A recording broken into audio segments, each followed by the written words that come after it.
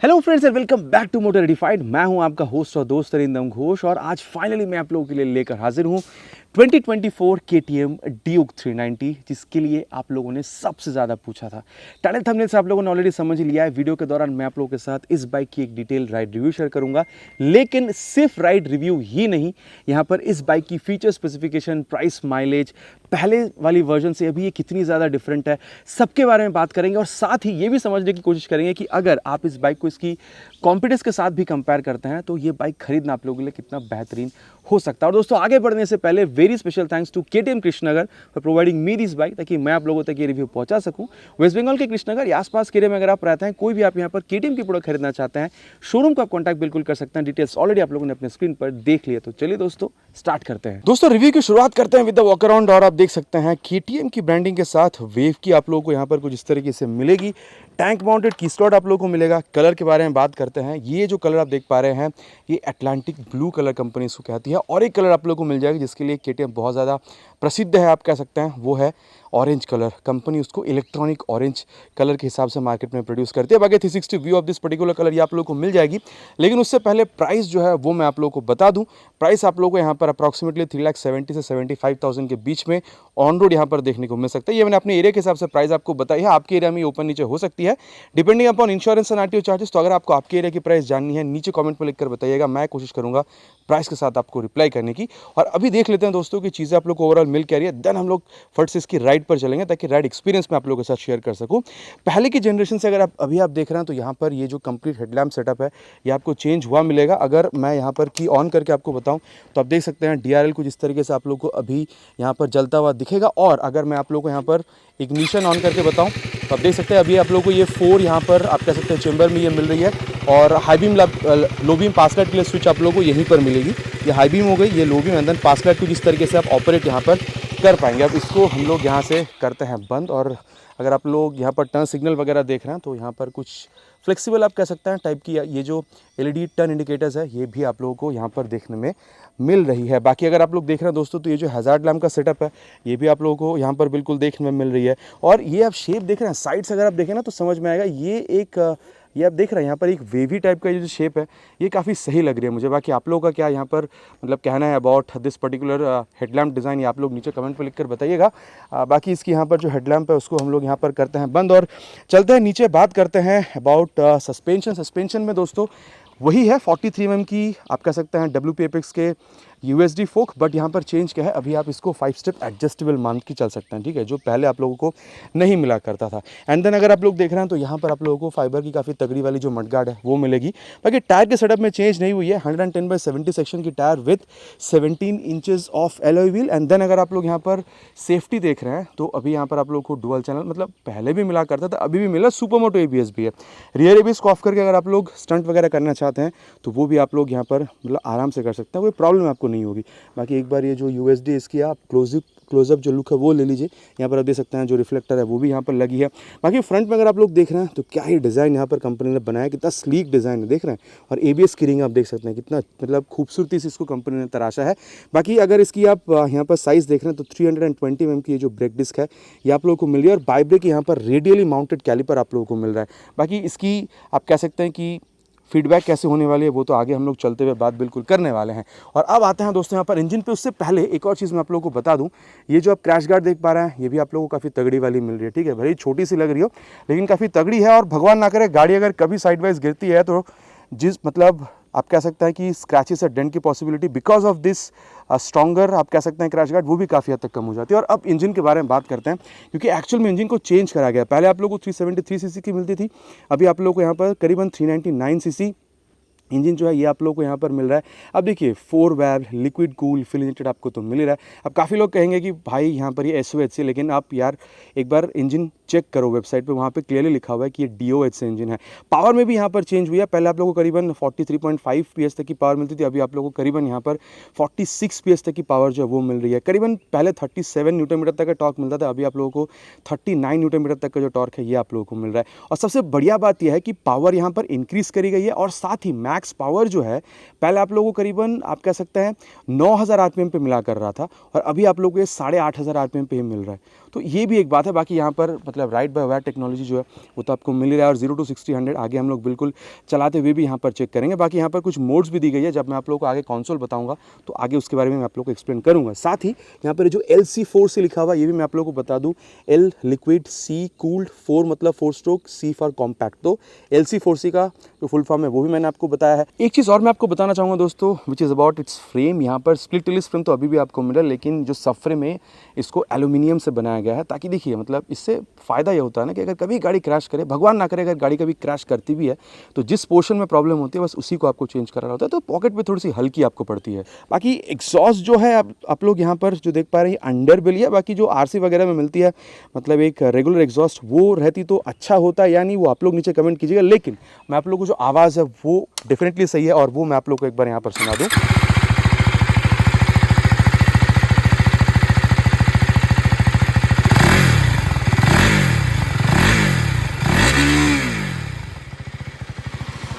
तो ये आवाज़ दोस्तों आप लोगों ने यहाँ पर सुन ली है, इसको अभी हम लोग यहाँ पर करते हैं बंद। बाकी कितनी अच्छी आपको लगी नीचे कमेंट पर लिखकर बताना नहीं भूलिएगा। और मैंने आपको जो प्राइस बताया था 3,75,000 रुपीज़ तक, वो जस्टिफाई कैसे होती है मालूम है? ये देखिए इसकी जो स्विंग आर्म है, एक तो देखिए कितनी मतलब डिज़ाइन कितनी खूबसूरत है, एंड देन ये एल्यूमिनियम की बनी हुई है ताकि यहाँ पर ये हल्की भी हो और स्ट्रॉन्ग भी बने। और देख सकते हैं यहाँ पर ये कट भी किया गया बीच में से ताकि इसको हल्का भी बनाया जा सके। साथ ही दोस्तों रियर सस्पेंशन भी वही है जो आप लोगों ने पहले देखा था, WP एपेक्स के monoshock suspension. 10 step adjustable preload अभी भी है, लेकिन रिबाउंड अभी आप लोग यहाँ पर 5 स्टेप एडजस्ट कर सकते हैं। हम देख सकते हैं यहाँ पर सॉफ्ट टू हार्ड किस तरीके से आपको करना है वो भी यहाँ पर कंपनी देख सकते हैं, यहाँ पर आप कह सकते हैं कि ब्रांडिंग कंपनी ने यहाँ पर करी हुई है। और रियर सेक्शन में चलते हैं दोस्तों, एक बार जो की है उसको दोबारा यहाँ पर ऑन करते हैं, और मैं आप लोगों को इसकी जो रियर टेल लैंप है वो मैं आप लोगों को बता दूँ, कुछ इस तरीके से आप लोगों को मिलेगी। बाकी काफ़ी खूबसूरत है। आप लोगों का क्या कहना है अबाउट दिस टेल लैंप, वो आप लोग नीचे कमेंट कीजिएगा। और फ्रंट की तरह रियर में भी आप लोगों को सेम आप कह सकते हैं जो सेमी फ्लेक्सिबल यहाँ पर आप कह सकते हैं, ये जो LED टेल मतलब टर्न इंडिकेटर है ये आप लोगों को मिल रहा है। यहाँ पर रिफ्लेक्टर, नंबर प्लेट लगाने की जगह, और ऊपर यहाँ पर आप देख सकते हैं 3 LED आप लोगों को यहाँ पर जलता हुआ दिख रहा है।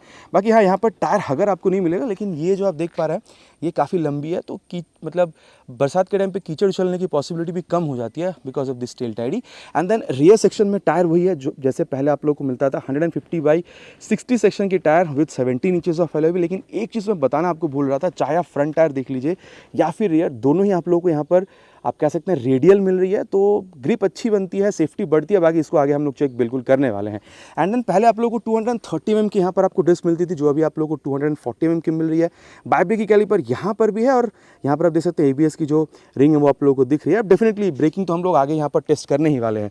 एंड देन अगर आप लोग इसकी लेफ्ट पोर्शन पर आते हैं तो आप देख सकते हैं यहाँ पर एक साड़ी गार्ड हल्की सी दिख रही है। भाई इंडियन रोड पर चलेगी तो ये होना ज़रूरी था, तो यहाँ पर ये आप लोगों को दिख रही है। एंड देन आप देख सकते हैं जो आप ओपन चेन सिस्टम है ये आप लोगों को मिल रहा है। मेन स्टैंड तो खैर पहले भी आप लोगों को नहीं मिलता था, लेकिन साइड स्टैंड आप लोगों को मिल रहा है with 6 speed gear box, 1 down 5 up. बाकी यहाँ पर और भी कई सारी चीज़ें जैसे कि क्विक शिफ्टर आप लोगों को मिलेगा, ट्रैक्शन कंट्रोल मिलेगा, जिसको आगे चलते हुए बात करेंगे। अब दोस्तों सीट के बारे में अगर बात करी जाए, देखिए पहले क्या था, आप लोगों को सीट ऊंची ज़्यादा मिलती थी, करीबन 820 mm से भी ज़्यादा का सीट हाइट था। लेकिन अभी कंपनी ने यहाँ पर सीट हाइट घटा दिया है करीबन 800 mm तक की। तो अगर आपकी हाइट अराउंड 5'3'4" तक की भी है, आप इसको मैनेज कर पाएंगे। बाकी सीट हाइट तो घटा दी है कंपनी ने, लेकिन अगर आप लोग यहाँ पर इसकी ग्राउंड क्लियरेंस देखते हैं तो उसको भी कंपनी ने बढ़ा दिया। अब ये कैसे पॉसिबल वो कंपनी जाने, बट कंपनी ने यहाँ पर की हुई है। अगर आप लोग इसकी अभी ग्राउंड क्लियरेंस देखते हैं तो करीबन 183 mm की मिल रही है। तो ग्राउंड क्लियरेंस अच्छी होने की वजह से अगर आप एडवेंचरस राइड पर भी निकलते हैं तो ये बहुत ज़्यादा प्रॉब्लम आपको यहाँ पर नहीं होने वाली है। एंड टैंक पहले से आपको अभी ज़्यादा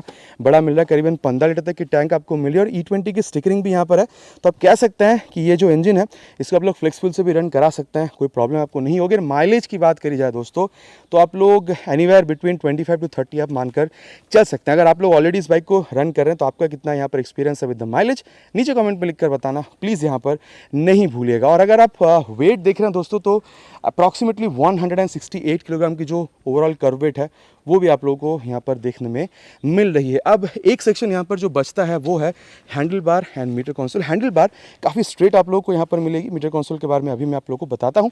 साथ ही आप देख सकते हैं हाई बीम लो बीम पास लाइट के लिए स्विच मैंने पहले ही बताया है। देन यहाँ पर ये हज़ार्ड लैंप का स्विच आपको मिल रहा है, एंड देन इसको टॉगल करने के लिए। बाकी बता दूँ मैं आप लोगों को, ये ब्लूटूथ एनेबल मीटर कंसोल है, फुल्ली डिजिटल, तो आपको यहाँ पर दिख ही रहा है। ये इसको टॉगल करने के लिए पूरी तरीके से यहाँ पर ये जो बटन्स वगैरह ये आपको मिलती है। देन टर्न सिग्नल्स के लिए हॉर्न ठीक है, डुअल आप कह सकते हैं कि हॉर्न तो नहीं है, लेकिन हॉर्न ठीक है, बहुत ज़्यादा लाउड नहीं है, लेकिन क्राउड में आपको अच्छी खासी सुनाई देगी। एंड देन यहाँ पर इंजन किल स्विच मिल रहा है, ये कुछ नया टाइप का आप लोग यहाँ पर देखने में मिल रहा है, ठीक है। और यहाँ पर है इंजन ऑन करने का स्विच, और साथ ही अगर आप लोग देख रहे हैं तो छुपाया गया है यहाँ पर ये जो मोबाइल चार्जिंग पोर्ट है इसको। और अगर मैं आप लोग को यहाँ पर मीटर कंसोल के बारे में बताऊं तो एक बार इसको यहाँ पर खड़ा करना ज़रूरी है, साइड स्टैंड लगी हुई है तो वो यहाँ पर इंडिकेट कर रही है, इसको यहाँ पर हटाते हैं। एंड देन एक बात ये देखिए, अभी इसको हम लोगों ने ट्रैक मोड में डाला हुआ है तो इसकी जो कंसोल की इंटरफेस है वो बदली हुई है, ठीक है। यहाँ पर ट्रैक्शन कंट्रोल आपको मिलता है, क्विक शिफ्टर प्लस, मतलब अप एंड डाउन शिफ्टिंग दोनों आप यहाँ पर क्लचलेस कर सकते हैं। एंड देन और एक चीज़ मैं बताऊँ, यहाँ पर आप लोगों को ये एडजस्टेबल जो ब्रेक एंड क्लच लीवर है ये भी आप लोगों को यहाँ पर देखने में मिलती है। अब यहाँ पर मीटर कंसोल के बारे में बात करते हैं। जैसे अगर आप लोग यहाँ पर देख रहे हैं तो मोटरसाइकिल में अगर आप लोग जाते हैं तो राइड मोड, एक मैं आप लोगों को बता दूँ, ट्रैक की जगह आप लोग यहाँ पर चाहे तो स्ट्रीट या फिर आप रेन मोड में सेट कर सकते हैं। देखिए बहुत ज़्यादा यहाँ पर फ़र्क नहीं पड़ेगा, लेकिन क्या है, स्ट्रीट या फिर अगर आप लोग ट्रैक मोड में जाते हैं तो ये जो आप कह सकते हैं राइड बाय वायर टेक्नोलॉजी बहुत जल्दी आपको क्विक थ्रॉटल रिस्पांस देगी। अब अगर आप लोग रेन मोड में जाते हैं तो थ्रॉटल रिस्पांस थोड़ी सी कम आप लोग को यहाँ पर मिलेगी। एंड एबीएस मोड अगर आप लोग देखते हैं, एबीएस में भी आप लोग को यहाँ पर आप कह सकते हैं road and then super moto में रियर जो एबीएस है वो ऑफ हो जाती है। एंड देन अगर आप लोग देख रहे हैं ट्रैक्शन कंट्रोल अगर आप ऑन ऑफ करना चाहते हैं, मैंने अभी ऑन कर रखी है, अगर आप लोग चाहें तो ऑफ भी कर सकते हैं। एंड देन लॉन्च कंट्रोल ये तभी काम करेगी जब आप लोग इसको ट्रैक मोड में चला रहे हैं, ठीक है। तो जो आप कह सकते हैं क्लच सडन छोड़ देने से गाड़ी जो उछल जाती है सामने से, उससे आप लोग को यहाँ पर राहत मिलेगी। एंड देन अगर आप लोग देख रहे हैं तो यहाँ पर बाइक इन्फो में कूलेंट टेम्परेचर, फ्यूल, बैटरी, ये सारी चीज़ें आप लोग को यहाँ पर दिखा देगी। एंड देन ट्रिप वगैरह में कितनी सारी चीज़ें आप लोग को यहाँ पर दिख रही है। एंड देन अगर आप लोग देख रहे हैं तो यहाँ पर आप लोगों को ये आप देख सकते हैं जो सेटिंग्स में अगर आप लोग जाते हैं, favourites and quick selector, connectivity में ब्लूटूथ, नेविगेशन वगैरह आप अगर आप चाहें तो इस्तेमाल कर सकते हैं। क्विक शिफ्टर प्लस, ठीक है, क्लचलेस आप कह सकते हैं कि अप एंड डाउन शिफ्ट अगर आप चाहें तो इसको ऑन ऑफ यहाँ पर कर सकते हैं। एंड देन शिफ्ट लाइट, ठीक है। और अगर आप लोग देख रहे हैं तो बस ये यहाँ पर आपको मिल रहा है। अगेन मैं एक चीज़ जो आप लोगों को यहाँ पर करके बताना चाहूँगा, एक बार यहाँ पर राइड मोड में ना मैं आपको चेंज करके बता दूँ, ट्रैक मोड से हम लोग यहाँ पर अभी स्ट्रीट मोड पर आते हैं। स्ट्रीट मोड में जैसे ही आ रहे हैं आप देख सकते हैं यहाँ पर ये जो इंटरफेस है चेंज हो जाती है, टाइम आपको बता रही है। और यहाँ पर अभी मैंने अगर हैज़ार्ड लैंप ऑन कर रखा है तो वो भी आप लोग को यहाँ पर इंडिकेट होगी। Then engine well function light, traction control on off है तो वो भी आपको दिखा देगी। एबीएस ऑन है वो भी आपको दिखा रही है। Neutral position sensor, speedometer, then आप लोग को यहाँ पर ये जो आरपीएम वगैरह है वो आप लोग को यहाँ पर दिख जाएगी, ठीक है। यहाँ पर आप देख सकते हैं बैटरी वोल्टेज, स्पीड जो एवरेज है वो आप दिखा रही है। देन ट्रिप कितनी चली हुई है विथ टाइम ये आप लोगों को यहाँ पर ये दिखा रही है। बाकी दोस्तों यहाँ पर जो मिरर है ये कितना अच्छे तरीके से यहाँ पर काम कर रही है, आगे चलते हुए हम लोग इसके बारे में बिल्कुल बात करते हैं। तो चलिए अब बात बहुत हो चुकी है यहाँ पर इसकी स्टैटिक कंडीशन के बारे में, चलते हैं एंड राइड पर मिलते हैं, बात करते हैं कि डायनेमिक कंडीशन में कितनी अच्छी परफॉर्मेंस, एक्सेलरेशन एंड ब्रेकिंग ये बाइक आपको दे सकती है। दोस्तों राइड रिव्यू की करते हैं शुरुआत। और सबसे पहले एक चीज़ मैं आप लोगों को बता दूं, चाहे फ्रंट हो रियर हो, मिडजिला की टायर जो वो आपको मिलेगी। एंड देन रियर से अगर आप लोग देख रहे हैं तो कुछ इस तरीके से प्रोफाइल, क्या खूब लगती है ये बाइक। और चलिए अब यहाँ पर टाइम वेस्ट ना करते हुए स्टार्ट करते हैं। और यहाँ पर और जहाँ तक दोस्तों बात है सीट की, तो सीट देखिए सॉफ्ट नहीं है, हार्ड नहीं है, कंफर्टेबल है, इतना मैं आप लोगों से कह सकता हूँ। स्पेशियस है, चाहे आप बैठ रहे हो या फिर पिलियन के साथ, आपको स्पेस की यहाँ पर प्रॉब्लम नहीं होगी। फर्स्ट गियर पे रख दिया। बाकी देखिए लॉन्च मैंने यहाँ पर ट्रैक मोड में इसको रखा है इसलिए इस तरीके से दिख रही है, लेकिन ट्रैक मोड में होने से भी launch control before 1000 kilometres on आप नहीं कर पाएंगे, ठीक है। तो ये एक मैंने आपको इन्फॉर्मेशन यहाँ पर बता दी है। भाई यार 300 लीटर की 300 रुपये की पेट्रोल डलाई है यहाँ पर। First gear, second gear, third gear, ओ भाई साहब यार अलग है, यार अलग है भाई, ये अलग है। आरटीआर 310 में भी मेरे को मज़ा आया था, लेकिन भाई ये तो अलग ही चीज़ है यार। और ये जो राइड बाय वायर टेक्नोलॉजी है भाई अलग काम कर रही है भाई। 46 PS की पावर आपको समझाएगी कि भाई मैं हूँ यहाँ पे। और देखिए सबसे पहले मैं एक चीज़ आपको बताना चाहूँगा, अगर आप लोग सिटी में राइड कर रहे हैं ना तो कितना यहाँ पर 4th गियर में तो आप चलाएंगे, कितनी स्पीड ये मिनिमम आपको दे सकते हैं। ये देखिए अराउंड 20 तक यहाँ पर ये मिनिमम स्पीड पे आप इसको चला पाएंगे। बाकी इनिशियल रिस्पांस की तो भाई बात ही क्या करना है ना, मतलब गजब की इनिशियल रिस्पांस है। और हाँ आप काफ़ी अपराइट ही यहाँ पर बैठ रहे हैं एंड देन रियर फिटेड फुटपैग आपको मिल रही है, तो लॉन्ग राइड के लिए डेफिनेटली आप इस बाइक को प्रेफर बिल्कुल कर सकते हैं। और अभी देखिए स्लिप एंड असिस्ट क्लच तो आपको मिलेगा, तो वो भी मैं आपको एक बार टेस्ट करके बता दूँ। यहाँ पर 70 पे चलेंगे एंड देन ये देखिए आराम से मैंने यहाँ पर 3rd गियर पे इसको ला दिया है। रियर टायर स्लिप करी? बिल्कुल भी नहीं करी। इनफैक्ट आप लोगों को यहाँ पर एक और चीज़ मिलेगी जो कि है आप कह सकते हैं क्विक शिफ्टर, मतलब up and down quick shifter plus मिल रहा है, अप एंड डाउन आप यहाँ पर गियर शिफ्टिंग विदाउट क्लच कर सकते हैं। लेकिन उससे पहले ये देखिए, छोटी सी जगह पे अगर आप चाहें तो इसको मोड़ भी सकते हैं, बहुत छोटी नहीं, लेकिन ये जो रास्ता आप देख रहे हैं ये काफ़ी छोटी आप इसको कह सकते हैं, इस पर भी आप लोगों ने इसको मोड़ लिया है। एंड देन अभी मैं आपको क्विक शिफ्टर जो है वो भी यूज़ करके बता दूँ। ये देखिए, ओ भाई साहब, अभी देखिए क्लच के बिना करेंगे, ये देखिए अप हुआ, डाउन, ये भी मैंने क्लच के बिना किया। आप लोगों ने देखा हाथ मेरी ऐसी थी। तो ये तो भाई डेफिनेट बात है कि आराम से स्मूथनेस के साथ यहाँ पर अप या डाउन शिफ्ट अप कर रहे हैं क्लचलेस। तो ये भी एक बात है, अगर आप लोग रेस वगैरह करते हैं तो क्लच मतलब प्रेस करते हुए भी आप लोगों को टाइम वेस्ट यहाँ पर नहीं करनी है। और अभी दोस्तों आप लोगों ने इसकी क्विक शिफ्टर, देन यहाँ पर ये जो स्लिप एंड असिस्ट क्लच सब कुछ आप लोगों ने देख लिया है। और अभी मैं आप लोगों को यहाँ पर इसकी जो एक्सेलरेशन टेस्ट है भाई वो भी करके बता दूँ, क्योंकि भाई 390 है यार, ये तो करना बनता है। फर्स्ट गियर पे डाल देते हैं पहले विथ 3 हॉर्न्स। भाई आराम से इसकी रिलीज करो यार, नहीं तो ये उड़ा ले जाएगी आपको। ओह, अलग है भाई, अलग है, दोबारा कहूँगा भाई ये चीज़ अलग है। मतलब थ्रॉटल खोलते से ही ये दम भाग रही है, अलग रिस्पॉन्स है इसका यार, मतलब मज़ा आ गया। और देखो बात यह है कि अगर आप सही स्पीड पर सही गियर पे चला रहे हैं ना, मेरे ख्याल से आप लोगों को वाइब्रेशन की फील बहुत ज़्यादा नहीं होगी। लेकिन हाँ, हर गियर की लोअर आरपीएम पे आप लोगों को थोड़ा सा वाइब्रेशन मिलेगा, लेकिन जैसे आप उस आरपीएम की करेक्ट स्पीड पर चले जाते हैं आपको वाइब्रेशन बहुत ज़्यादा समझ में नहीं आएगी। लेकिन हाँ, 90 के बाद आप कह सकते हैं थोड़ा सा वाइब्रेशन फील होती है, जैसे कि ये टैंक के साइड पे हल्की सी। लेकिन जब आप यहाँ पर 110 के ऊपर जाते हैं, 110-15 के ऊपर, देन आप लोगों को एक कंसिडरेबल अमाउंट ऑफ वाइब्रेशन जो है वो फील होगी। लेकिन कह सकते हैं कि इसकी प्रीवियस जनरेशन से अभी वाइब्रेशन मुझे काफ़ी सही लगी, मतलब कंट्रोल्ड ही है। एंड देन भाई स्टेबिलिटी में कोई प्रॉब्लम मुझे वैसे यहाँ पर बहुत ज़्यादा फील हुई नहीं है। और इंजन हीटिंग देखिए बाइक बिल्कुल ही नहीं है। मैंने इसको लाते लाते अराउंड 120-25 पर भी खींचा था हाईवे पे, वहाँ पर भी मुझे इंजन हीटिंग की बहुत ज़्यादा कोई इशू फील नहीं हुई है। और माइलेज दोस्तों मैं वही कहूँगा 25 से 30 के बीच में आप लोग एक्सपेक्ट कीजिए। नई बाइक है तो शायद थोड़ी सी और कम मिल सकती है आप लोगों को। एंड देन एक बार इसकी जो ब्रेकिंग है दोस्तों उसको भी टेस्ट करेंगे। इसको हम लोग ले चलते हैं 70 तक और फ्रंट ब्रेक। ओह, एबीएस इंट्रूशन समझ में आई आप लोगों को? एबीएस की इंट्रूशन यहाँ पर डेफिनेटली जब मैंने इसको एक्सट्रीम प्रेस किया तो फील हुई है। बाकी 320 mm की जो ब्रेक आपको फ्रंट में मिल रही है, आपको गजब का यहाँ पर जो ब्रेक रिस्पॉन्स है वो मिल रहा है। लेकिन हाँ, जैसे मैं आपको कह रहा था कि बहुत छोटी जगह पे मोड़ सकते हैं, नहीं यार, थोड़ी सी प्लेस तो ये ले रही है। और आप रियर ब्रेक को भी यूज़ करेंगे।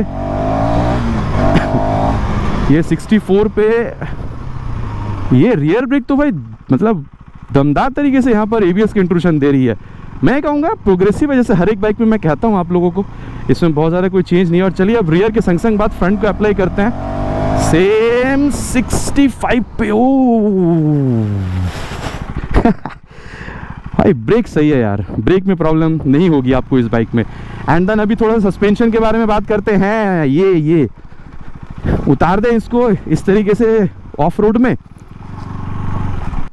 आपको देखिए यहाँ पर बहुत ज़्यादा झटका वैसे फील नहीं हो रहा है, लेकिन ऐसा भी नहीं है कि बिल्कुल ही झटका फील नहीं हो रहा, झटका तो फील हो रहा है। आप ये कह सकते हैं कि भाई चाहे आप फ्रंट देख रहे हो, रियर देख रहे हो, स्टिफर साइड पर ही सेट है भाई। इस बाइक को बनाया ही गया है ताकि आप इसको उड़ा के चला सके, ठीक है। लेकिन हाँ, ऑलवेज इन कंट्रोल चलाइए, जितना चला सकते हैं आप उसी में, ठीक है। भगाने के लिए नहीं है, कंट्रोल भी करने के लिए रहती है बाइक, ठीक है।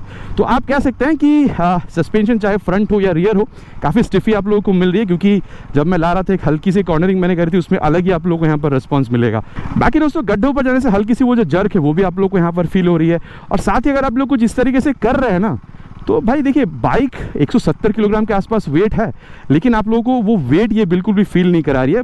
मतलब प्लेफुल बाइक है, ठीक है।